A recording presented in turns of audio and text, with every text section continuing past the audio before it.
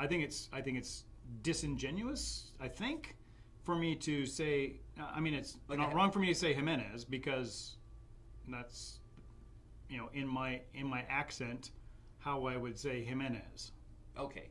And O'Malley is how I would say in my accent O'Malley. Jimenez. Right.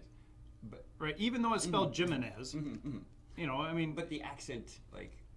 But I wouldn't say Officer Jimenez. But I wouldn't. But people do. That's yeah, the case I make. But I don't. You don't. And my case, the case I'm making here is for one of do your best. And I guess this is the Graham's 2 laws of world peace. Rule number 1, try not to offend. Rule number 2, in equal measure, try not to be easily offended. Yeah. Right? And if you broadly interpret that, there's very little that can go wrong. True enough. If I walk across your front lawn, I'm not actually out there I'm not out there stomping out your grass trying to kill your front lawn. Perhaps this is where don't be pissed off about it. This is where I misunderstand a whole group of thinking called the microaggression, because there's a presumption of my intent in that whole category. Right? And so I think it's the same, right? Like, it is not my intent. If I compliment you on your accent or compliment you on your lack of accent, these are not me saying haha this or haha that. This is me saying a compliment. And how dare you? How dare you think that I am... I love your blouse today, Jeff. It's not so bad. Don't blame me. Oh, don't ask me. I'm just the bugler. Bugle player. I can't release. You can't read upside down and in there. I got it the right way. Yeah. Don't ask me. I'm just the bugle player. But that's a beautiful blouse. I like it. It's not so bad. That's not a microaggression. No, that's just the word you know for it. That's your French word for what I'm wearing. My chemise. Yeah. Right? Like.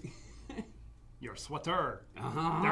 There I was. 5 Maurice Richard. Up against another 5 Maurice Richard. And there I was, a maple leaf. For other people that will never know the greatness of a different kind of segregation. Yeah. Wrong shirt. Which has now been removed from our $5 bill, and I'm a little sad about it. A little bit. Not a lot sad.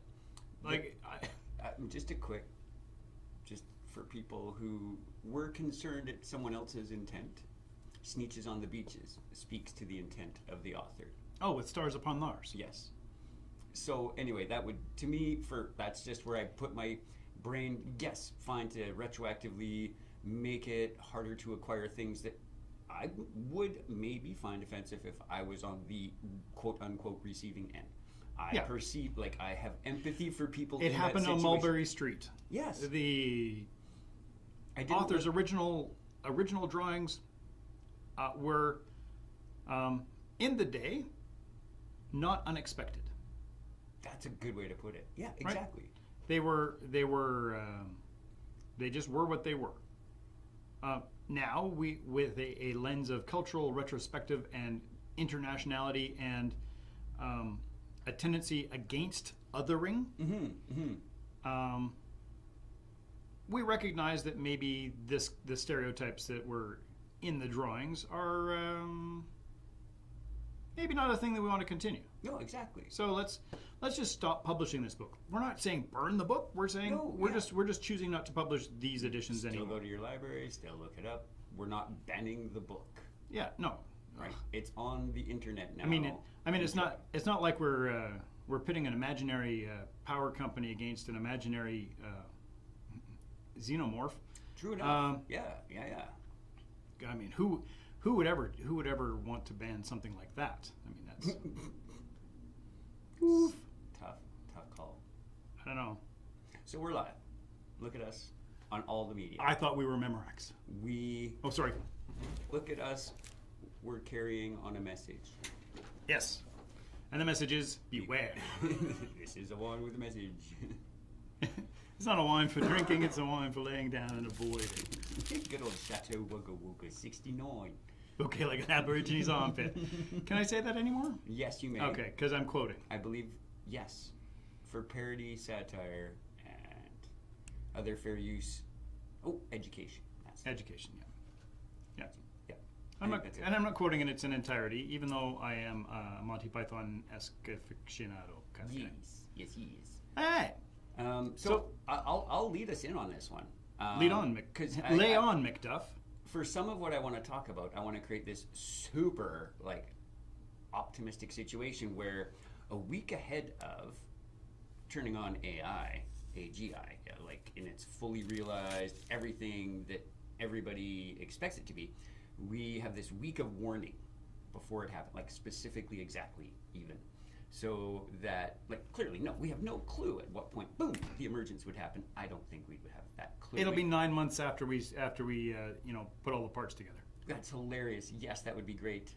Giving birth to the AI, as it were. Right. I mean, I'm going to cycle. I'm pretty certain. For my example, we could use that 9 months. That would be fine. Instead of a week, we could make it 9 months. Yeah. But whatever. Because I just let's think go a week. A week is fine. It's highly improbable that we would have an exact moment that we'd know it's working. We would have good indicators that the green light would come on saying it's active, but what is it actually, right? So that's what I mean. This is good. So I would like to pretend that there will be not just a green light, but a blue one that says, I have a consciousness. Now, that'd be great. Right? Because humans don't have such a thing. We don't have a blue light that lets us know we have one. We just assume we do. It's behind the green door. We've defined ourselves into intelligence, and as a great man, Neil deGrasse Tyson once said, maybe we're just too stupid to figure things out. Can you imagine if he smoked weed? I've actually seen... just a little bit. So it'd be like Neil deGrasse Junior High. Good one. Thank you. Canadian joke. Kind of, right? But deGrasse on grass. Yeah. Also good. Yeah, anyway, sorry. If we, a blue light say... Yeah. Sentience achieved. Or sentience. Your sentience is done. Your sentience is bingo. And a week after that, it'll tell us how sentient it is. Sure. All right. I think that gives us some decent parameters to play along so that I might make sense of what we're about to talk about. Basically, there's, I think, an assumption that... Basically, you think? We're trying to, make an intelligence, a human-like intelligence from parts. And programming and all the things that go into that. Those are parts, yeah. Yes. Parts and operations. Parts and parcel. Yeah. And then, as we did say off camera, but we were outside and I was smoking or whatever, that because of my low confidence in the supernatural, I was unaware of the implications of things like creating a consciousness or finding a sentient being somewhere else, and does it have also the consciousness I think I have? Those kinds of questions. Yeah. So then, I know a guy. I know a guy that knows a chunk about artificial intelligence.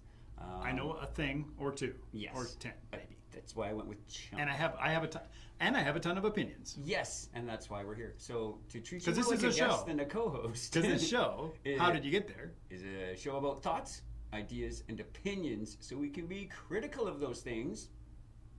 But not necessarily of the people who hold them. That's right. Although, yeah. Not necessarily. Not necessarily. If, once again, we try not to offend, but we find that progress can be made if you state your offense and we work through it. Yeah, I would actually say it's not that we're trying not to offend, it's that we're not trying to offend. Yeah, true. Yes. We're not on a deliberate course of offense. Yep. It'll happen, though. I'm sure we'll piss somebody off somewhere. And they can phone in. And it might... 403-942-0068. That's right. Give us a call. It's true. It's but don't call when we're not live, because you'll be talking to somebody else, That's and they will be exceedingly confused. Though, actually, you should my ask them. brain says yes. In about 4 hours, make this call and question what's going on the air right now. What are you doing? Yeah. So you had this thought is like, oh, I get it now. People are concerned about this notion of creating a consciousness because they have a consciousness and it might have been created. Or, conversely, assertively, it was created. Yeah. And I think despecials the special sauce that humanity sometimes thinks it has. Yeah. Or it elevates us to the status of gods, if we are able to do it. Right. Which I love the idea. I'm reading a different book about that's one of our next goals is to it's called Homo Deus is the name of the book. Yes, I am aware of this book. Good. Yeah. It's almost as big as a read as the other one that you mentioned. Yes, and so in my Oh, you in inspirations Radioland? for I'm going to this show book- this to the microphone first. There you go, Radioland. Look at the fat book.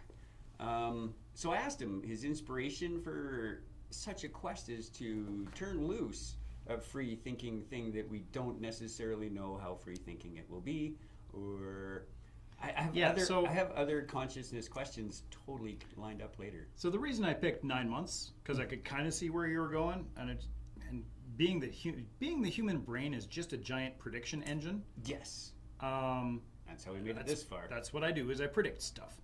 And so I predicted this as kind of where you were headed with this analogy. So I picked 9 months because we intentionally and probably statistically more often than intentionally, unintentionally create humans, all the time, like way more often than we delete them from the surface of the earth. More specifically, in these instances, for our reference, we're creating new human intelligences. We're creating new intelligences. Yeah. More frequently than we are extinguishing them. And whatever, that is what it is. That's a topic for a different day. But we rarely sit down before making a human and say, is this the one that's going to end all the rest of us? Okay, fun historical check for me later, right? For sure. Because of Tales of the Antichrist and all those things, like...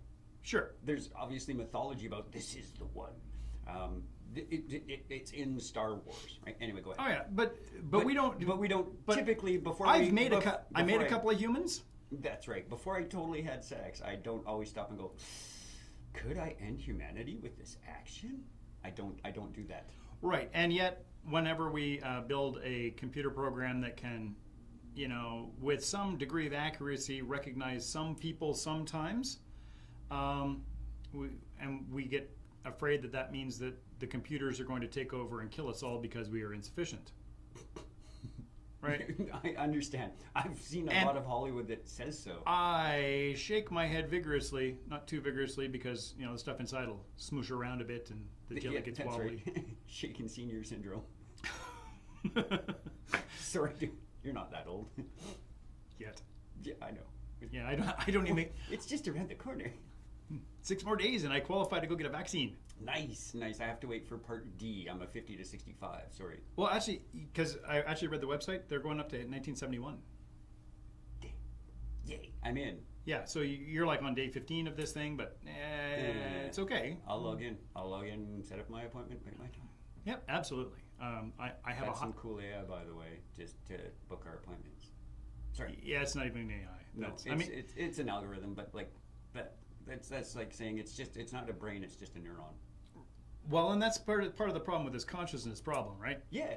Like a neuron is just a biochemical machine that, when stimulated in some way, generates an output, which happens to be the input for a nearby other one, which generates an output, which is an input for a nearby other one. And so on, and they told two friends, and they told two friends, and so on, and it attenuated, much like the game of telephone. Yes. And you get enough of these things going, and stuff happens. If you I don't know, stab your hand, there's some kind of disruption happens near the nerve, so that cell goes, "Hey, buddy, that."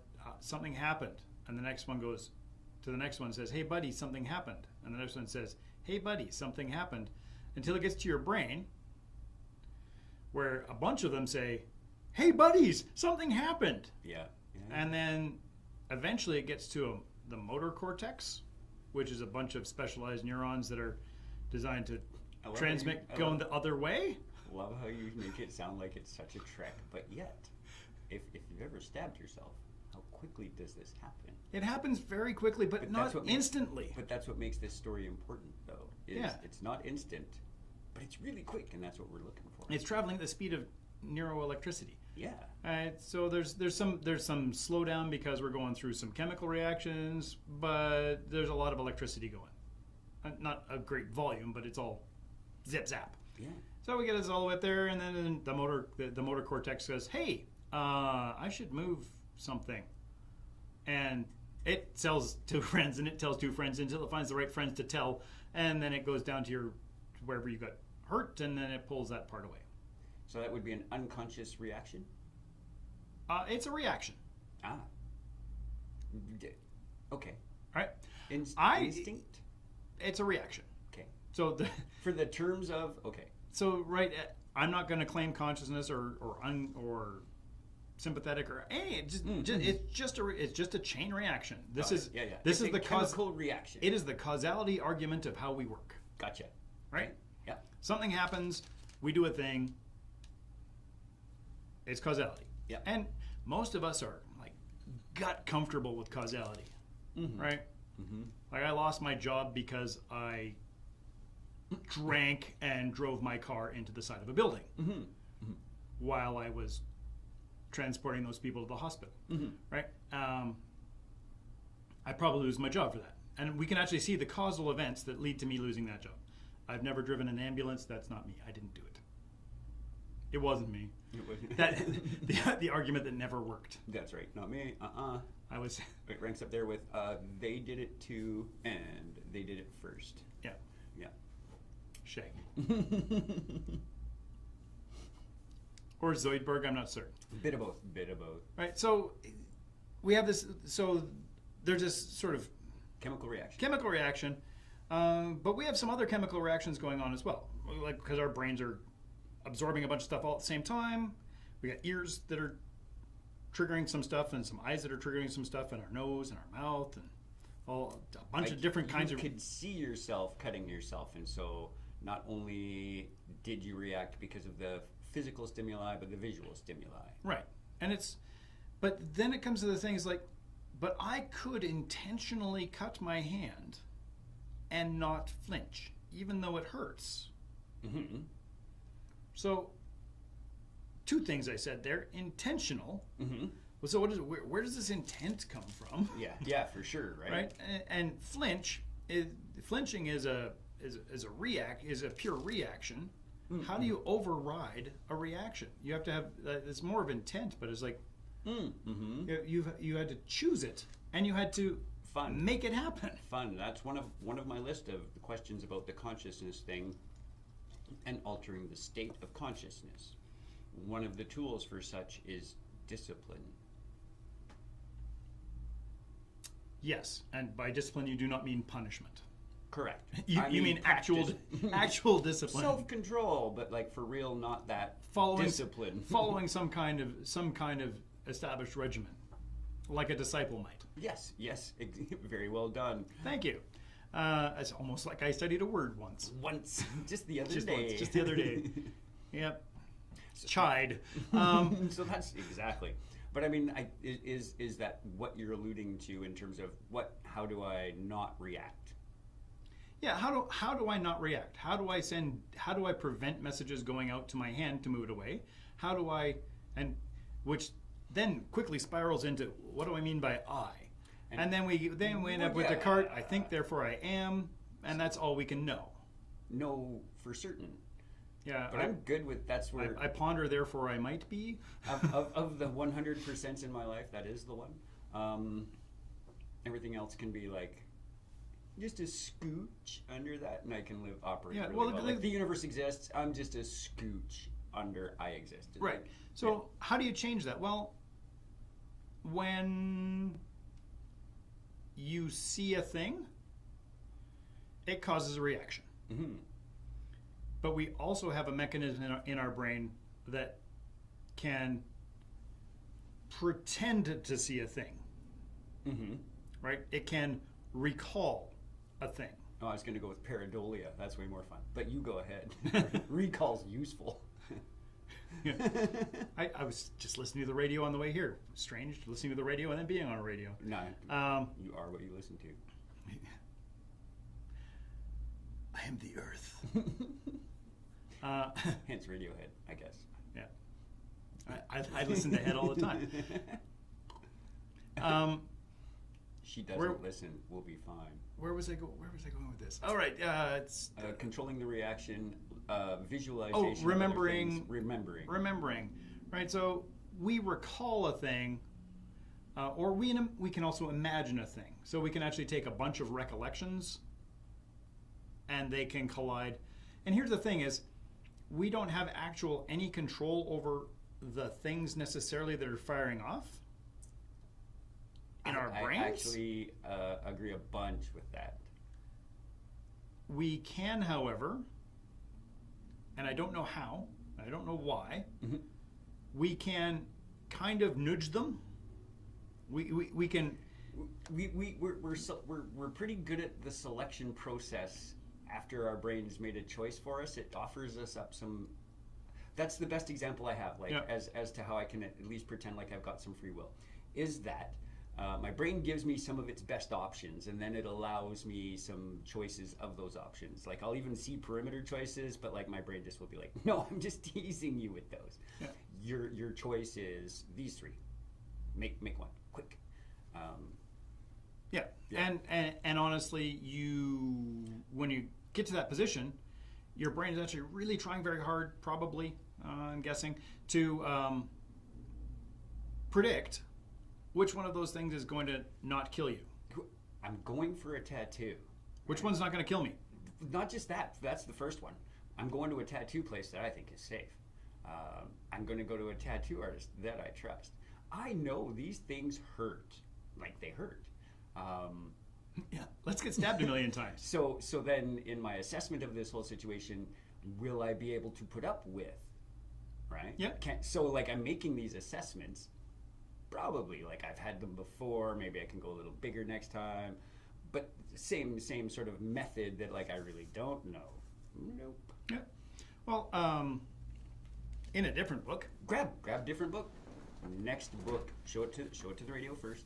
Oh, show it to the radio. There you go, radio. All right. So, where's the camera? There we are. Society of Mind, Marvin Minsky, is probably one of the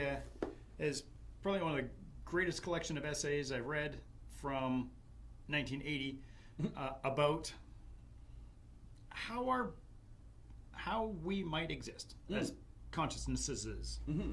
And it's pretty short. It's only this particular printing compared to the previous novel. This particular one sort of fits on about 325 pages. That's not bad. And there is one essay per page. They are very short essays, but it's about recognizers and all words. Just so many things in here. And one of the things in here that I recently read was about memory. So there's this notion of K threads. Okay. And so when you have learned a thing, all the bits of your brain that were activated to solve a particular problem become loosely attached as a K thread. Okay. So problem P, the areas that get activated for that are in the KP thread. And then you solve another problem, Q. And all the bits that were activated to solve problem Q are in the KQ thread. Some P's and Q's can be interchanged. Like used from others. Some chunk can be both P and Q. Gotcha. Right. So there's some overlaps. And then when you come up against a new problem, parts of your brain will activate, and if most of them are P-type things, you will tend towards a KP type solution.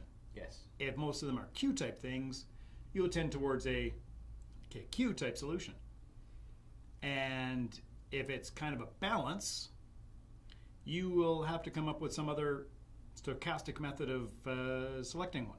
Creating a new heuristic. Yep, you make a new one. Cool. And that's how we be creative. And suggests Minsky. And also that's how we be like hard to change habits. Right. Yeah. Because Absolutely. I've been so successful this way, I have no impetus for change. That's why youngsters are better at new ideas. Did you see the go-kart experiment? It was like a kids versus adults thing, and it's hosted by P or Peel. Can't remember which one. Anyway. The link will be in the description. Probably not. It could be one day if someone decides to edit us. The link will never appear anywhere. Good luck. It's the internet. But the search things are really good. Like if I give you a random ass quote, you'll be able to find it. The random ass quote. Random ass. So what they did was they had a go-kart track and a parent and their child. The child not of driving age, no driver experience. Set up regular go-kart, go around. Great, good job. Here's base time. Now we've reversed the steering on your go-kart. Go. Parents cannot handle this. Their neural pathways are hammered on. Left is left, right is right, and if I want to go right, I have to move my hands like this. And the kids had like a 5% increase in time by the backward steering. Parents more than double. Yeah. Well, it's like the reverse steering bicycle. Have you seen that? Yeah. Oh my. You turn right and the bicycle goes left. It's a marvel of engineering. Kind of. It's hard to learn to ride if you learn to ride the other way. Like I thought to myself, I might be able to pretend like if I just watch the tires and not the steering wheel, right? In the go-kart situation only. There were other things like I play video games where controller setups are different. Maybe that would assist in that circumstance, but I'm pretty sure would have beat the hell out of the walls with my car, and it would have been crazy good times. But remember, you remember neuroplasticity games. The notion of 10,000 hours of practice, right, to get you to be an expert in anything. I think it was a Malcolm Gladwell thing, probably. No shout out there, but just it's just a thing that exists. Yeah, and there is actually some good science behind that. And it sort of follows along, not practice makes perfect, but practice makes permanent. Yes. So there's actually some physical things happen in your brain, chemical things happen in your brain. So whenever the neurons fire, your brain wants it to be insulated against accidentally triggering other stuff. And so the neural pathways that get used, they attain a myelinating sheath. Yes. And so those neural pathways become insulated against intrusion from other neural activity. You physically don't like change. So if you practice the wrong thing for 10,000 hours, you'll be very fast at doing the wrong thing. Yes. Right? It's a practice makes proficient. Yeah, practice makes permanent. Yeah, but you can be proficiently wrong. Absolutely. Yeah. Right. So, and it's not about twitch muscles or twitch. No. So, right. So I want to reel this right back to the AI situation, though. So there's an implication when we train a human in such a situation that they might become forward. Yep. That's not the word. That's not the B word I was thinking of. No. And I wasn't thinking of bitchy either. Oh. I was. But not in that context. But biased. Definitely. Right? So this is a constant struggle in computer science, in artificial intelligence, especially specific AI things like visual systems and other kinds of pattern recognition systems that are employed to make decisions about actual human beings, is that we have this bias because we use training systems that mimic that same myelination pattern, right? So if I show a bunch of pictures to my visual recognition system, it will learn patterns to differentiate those pictures, which is why any picture of snow is actually a Russian tank. Early failures in vision recognition systems. Yeah. We show it a bunch of pictures of tanks, and we get the tanks, and we show them a bunch of pictures of Russian tanks, and it learns about that. But it turns out that all the pictures of Russian tanks that they were using to train their system were all pictures of tanks taken in snowy backgrounds. There you go. So when it's snowy, there's a tank. So any white background picture was a tank. That makes sense. Totally makes sense. Because it trained on the thing and it had a bias for all that white space. We've since fixed that particular aspect of the problem, but we still have those problems. I'm putting this out here now, so it can be corrected when I'm wrong. Where your PK and QK situation exists, and you have the ability to use parts of each, has that been the most difficult part so far in this teaching computer the P pathway and the Q pathway and allowing it to borrow parts from each of P and Q? Or has there been a problem with getting it to learn Q and it has to actually give up parts of P to make room for Q? Or is that just like a battery issue where the technology just didn't exist to store that much information? A little out of column A, B, and C. Very good, so very good, yeah. Yeah. So one of the things that we're doing in artificial neural networks, in general, you pick your flavor, doesn't really matter, is that we're saying we have these weights, and we have a certain number of them selected based on the approximate size of our inputs. And we have biases, not bias in the way that you normally think of a bias for a human, but it's a way to. Well, you have to find a way to discern the weight that you're giving. Yeah. So you give it a bias so that it can have a selection.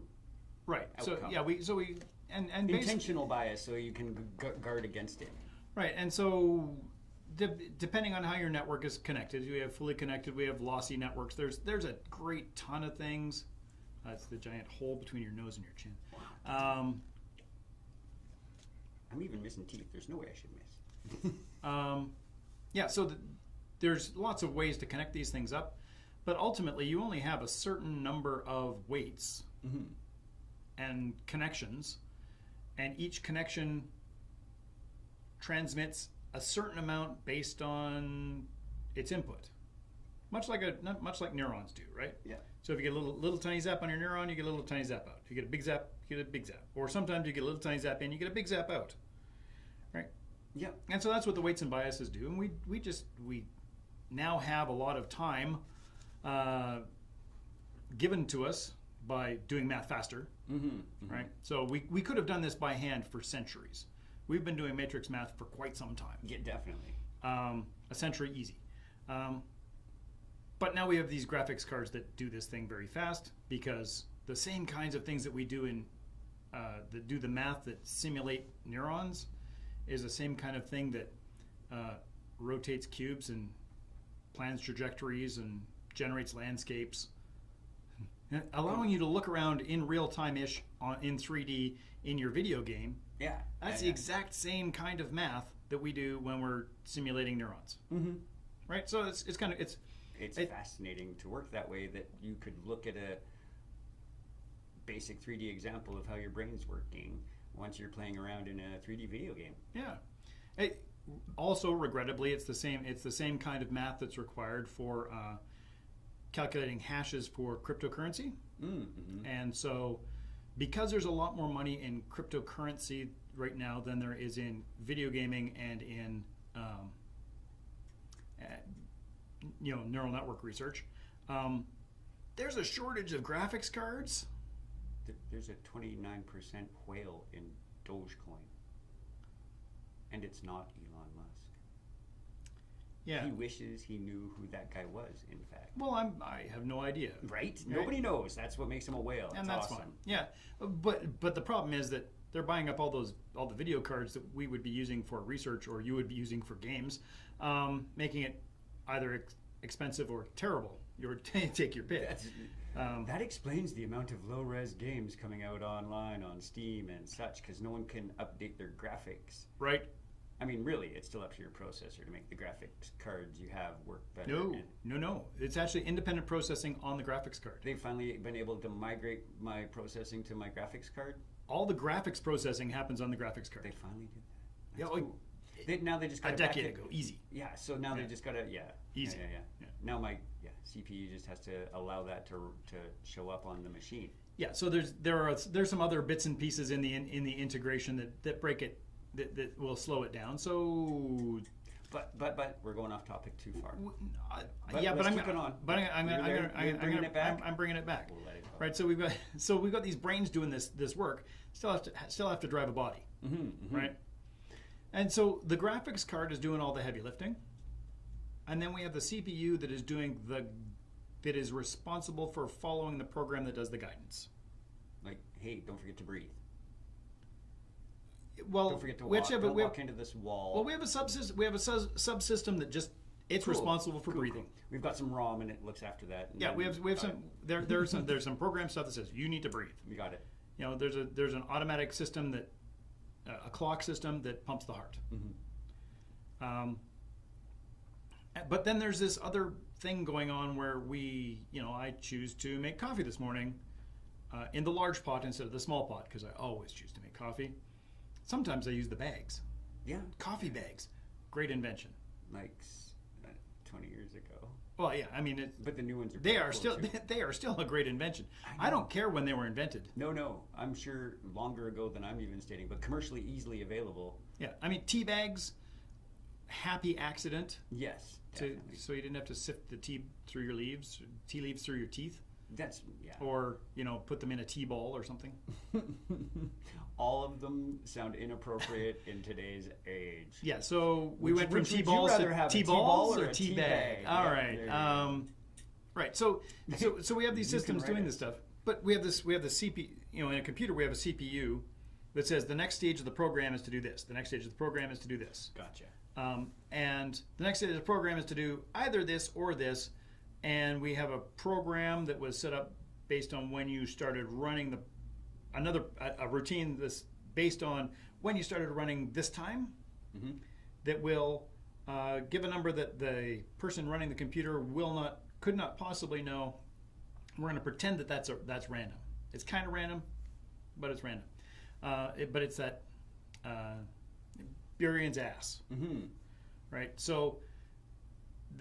Are you familiar with the idea? So you have a starving ass donkey, and it is exactly equidistant between two tasty food sources, equally tasty food sources. Yeah.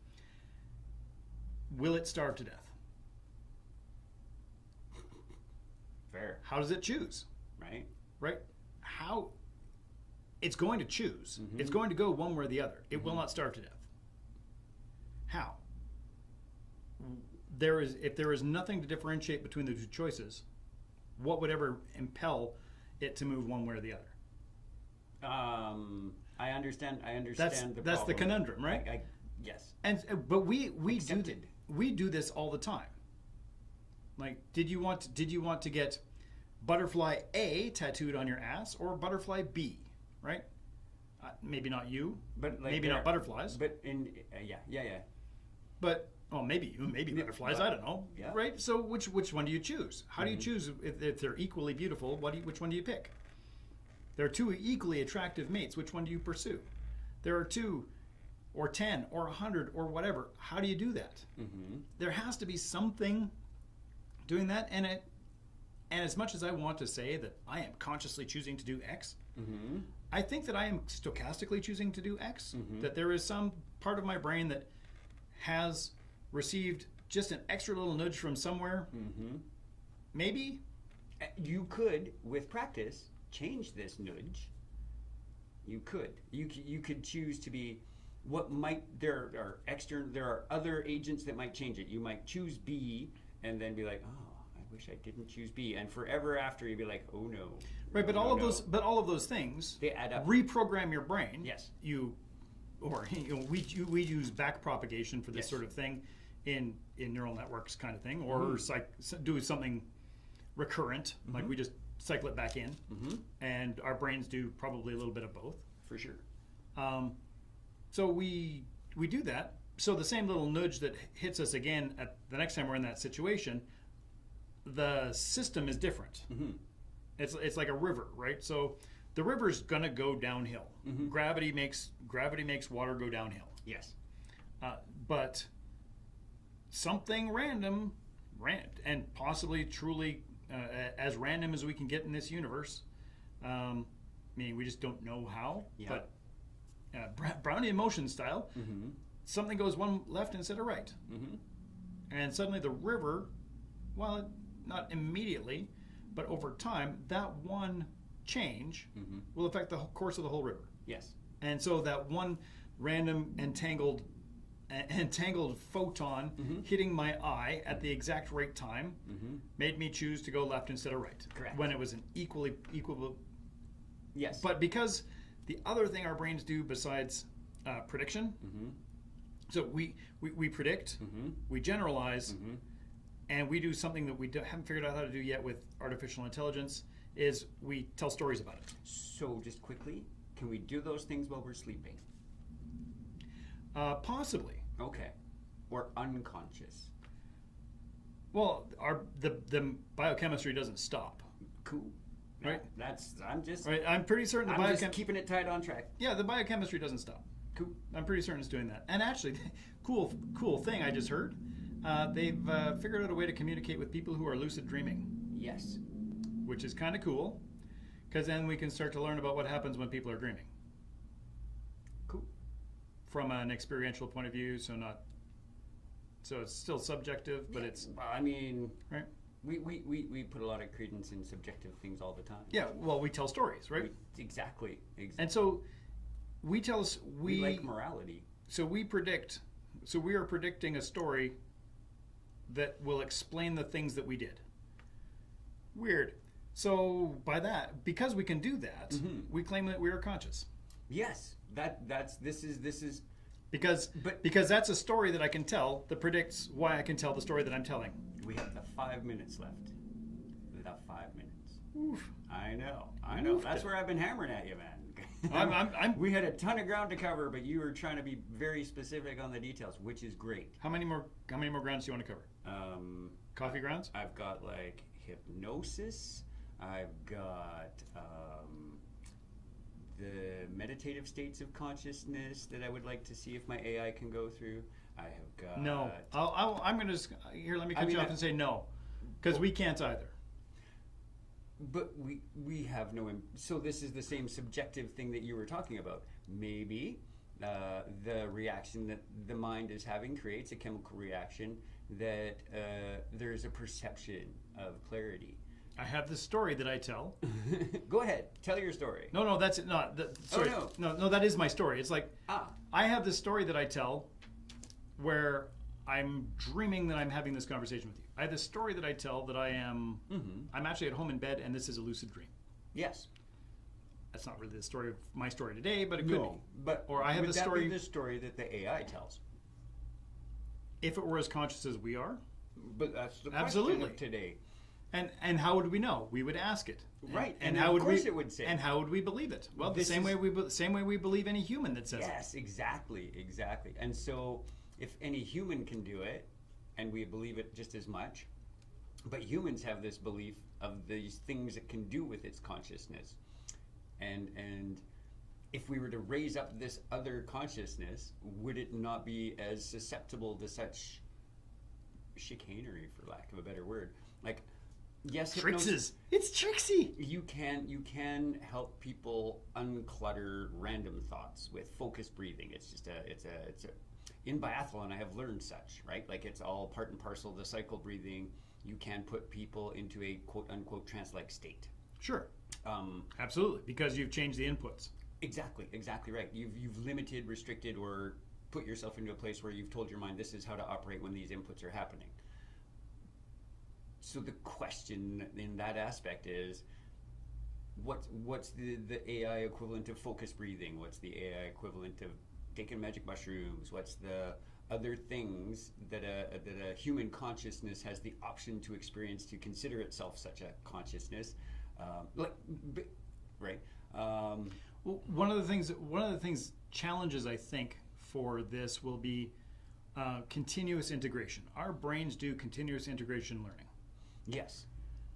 We don't have a lot of AI that does that. I'm sure there is some. I'm sure there's a bunch of labs that are doing a bunch of stuff. And how cool. Google Mind probably is working on some of that stuff. But from practical purposes, from a computational perspective, we care about a trained model because I can drop something into a trained model and get something out right now. Gotcha. Right? Gotcha. Like I can ask you what's 3 plus 4, and you can tell me right now because you have a trained model of arithmetic that tells you that 3 plus 4 is 6. Yeah.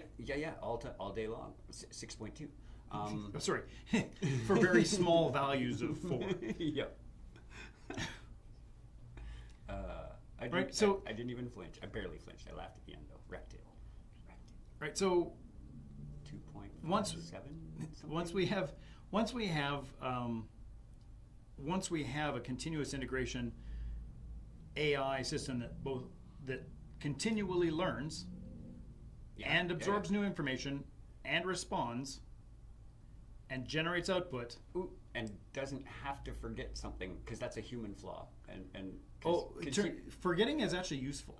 Kind of, because we have limited storage. But if we could come up with a better storage system. Yeah, forgetting is actually very useful for learning. Because I guess so that you don't remember wrong things. So you don't remember wrong things. Yeah. Right? Yeah. It makes it, being able to forget stuff actually helps you learn because you have to be able to give up something to modify what it is that you believe, whatever believe means. Cool. Right? Cool. So we have to teach this AI how to lose. Yeah. I mean, we don't want to lose. No. But we need to teach it to learn something from losing. Yes. And we do. So there are, when you look at AlphaGo, for example, clever bunch of programming. Basically, it taught itself. Very hand wavy here. I forgot I can do that on radio. Yeah. It's radio. You can wave your hands all you want. So it taught itself how to play Go. Yeah. Right. Yeah. Which is a tremendously complicated game that simple premise, complicated result. Chess, simple premise, complicated result. Ooh, marathon. Simple premise, difficult result. Yeah, golf. Yeah. Simple, not easy. Yeah. So Go, simple premise, capture space. Mm-hmm. In practice, yeah, no. Wildly complex, more complex than chess. Yes. So the machine, they programmed it so that it could teach itself from first principles how to play this game and win. So basically it uses an adversarial system where it plays a game against its most recent... Facebook people, if we lose you, we're sorry. Radio people, keep listening. So if it plays itself and it goes, yeah, I did okay. It sets up 2 versions of itself, and the winner goes on. And it tries again, and it plays against. So there's sort of 3 things going on. There's like the best one I know, a new one I've never tried before, and an arbiter that says which one wins. Mm-hmm. And it basically learned how to play against itself until it could credibly play against easy players, and then against difficult players, and then against the world champion, who did not commit suicide over it. But he was super despondent. And they have since improved the system, so it does the same kind of thing, but more. And they've applied it to other stuff. So it's these kinds of machines that figured out the solution to checkers. That, should the sequence be followed, checkers is solved. Yeah, actually, I think it was mathematicians that figured that one out. As an example. Yeah.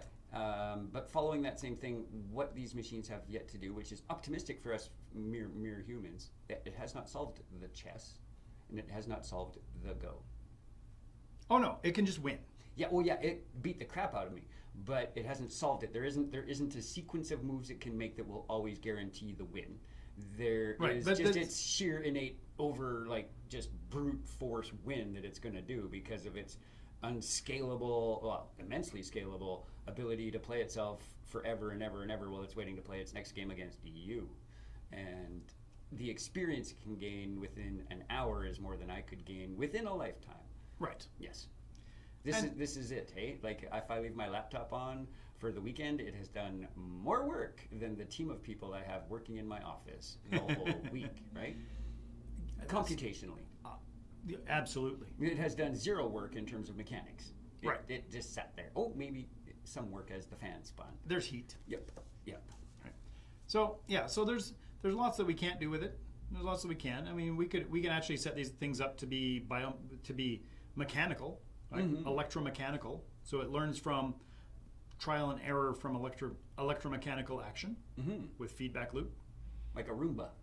Yeah, that can learn your room. Yeah, But I'm just saying. can learn your room. But it's the same. That's right. basically. And so, at what point is this consciousness? Good. I don't know. At what point did you become conscious? Stay tuned next week. Right. when we unveil, is it consciousness? Yeah. When was your child conscious? When did our school chairman, chairman of the school board, our district, decide that upspeak is the way to I don't know. communicate in your news interview, because we really needed new schools on the west side? I was surprised by that I mean, I'm glad we do, and when they announced that there's we're building schools. We're not hiring more teachers, but by God, we'll have will buildings be for schools. them. Yeah, We'll have places for. that's because it's infrastructure, and that puts Albertans Yeah, it was like to work for. it was Airdrie, it's done. and they listed a whole bunch of cities, and Coaldale Yeah. is in there. Got school. Well, no, they're fixing. Well, they're fixing a school, Yeah. and then West Lethbridge, not Lethbridge, but West Lethbridge. so that it was There's alphabetically.